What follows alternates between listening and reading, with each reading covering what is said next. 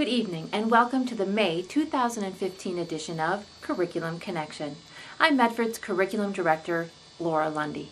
Tonight, we are highlighting Wisconsin's new state test, the Badger 3.8. Back in the 90s, Wisconsin adopted its first set of standards called the Model Academic Standards. Shortly after they were published, Wisconsin students were assessed on those standards through the use of the Wisconsin Knowledge and Concepts Exam, or more commonly called the WKCE.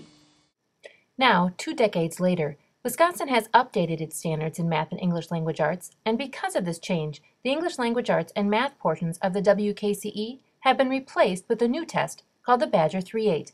This brings students in grades 3 through 8 were the first classes to take the new exam. And as our students found out, this is not their grandparents' test. The entire test was taken online, and it included more than just multiple choice questions. Brett, a 4th grader in Mrs. Orth's class, explains. You had to explain some of the questions. Unlike the NWEA, you kind of just have to answer the question instead of explaining it. Taking tests online is not new for Medford students, as they have been taking the NWEA MAP test for years. But the students I spoke to thought that the Badger 3.8's extra set of online tools were helpful when taking the test. This time it was on the Chromebooks, and there were a lot of tools to help you with the problems. It's more like advanced. It's got tools you can use. There was this little thing that you could write down notes for the math and notes for the ELA. There's a highlighter. There is a strikeout so that you can decide which one would be good in a multiple choice question.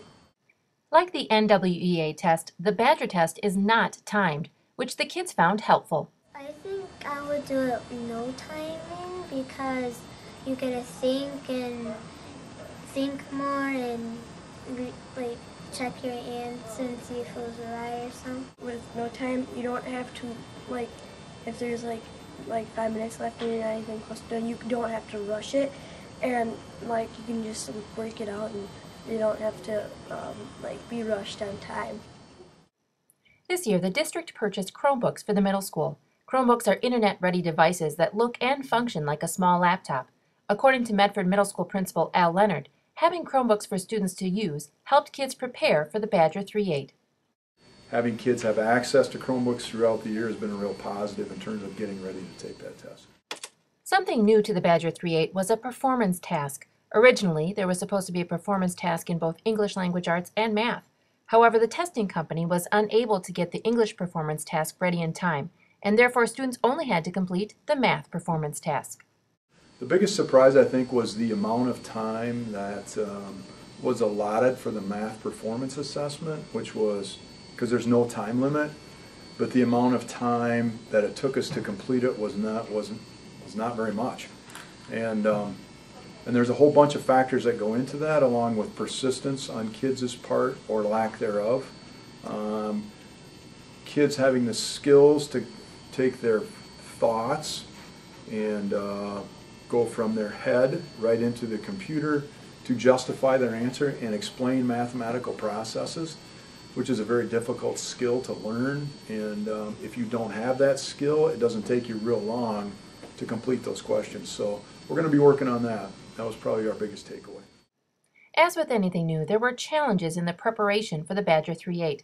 Even though there were sample Badger 3.8 questions online for students to see, teachers and administrators were not able to fully prepare kids on what to expect because the test was not completely created until just days before students had to take it.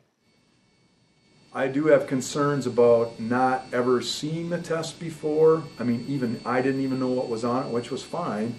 But what I would like to be able to do is to explain to kids what they're going to see on that test in a more coherent fashion. And what I mean by that is, for example, on the first section of the math test, there was 47 questions in 8th grade. And that was fine. The kids had in their head that there was lots of questions they needed to get through. On the second part of the math test, which was called the performance assessment, in 8th grade there was 3 questions. And so we kind of had them trained that there was a whole bunch of questions coming. We had never seen either test prior to. We had no foreshadowing of what was on the test, so we could prepare them and tell them, hey, look, understand, they are not even close to the same kind of a format The number of questions is vastly different. The way you take the test, your strategy to take the test will be completely different. So we're going to learn from all those things. We're going to make those adjustments. Another major challenge occurred in the preparation for the online test. The management system of the test in its current state is inefficient, causing hours of extra setup time. Mr. Leonard explains. Test ticket printing is not a fast, efficient process. Basically what you have to do is you have to go through a checklist of every student in every grade. So in 8th grade, for example, there's 163 kids. You have to go through an alphabetical list of kids and check the box by each student in every class, in every testing class. We've got about 9 testing groups in 8th grade. So there's, 15, 18 kids in a testing group, so I had to go and check the box on each of those 15 kids, scroll down the whole list of alphabetized kids, check the check box, push the print button, do that 3 times for every test group because there's 3 tests and there's 3 different test tickets for every student.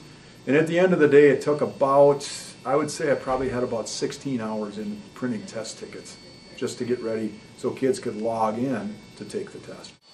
According to the Department of Public Instruction, scores for the Badger 3-8 will be released 15 days after the district completes its testing. Therefore, we should be able to review our scores sometime in June. For Curriculum Connection, I'm Laura Lundy.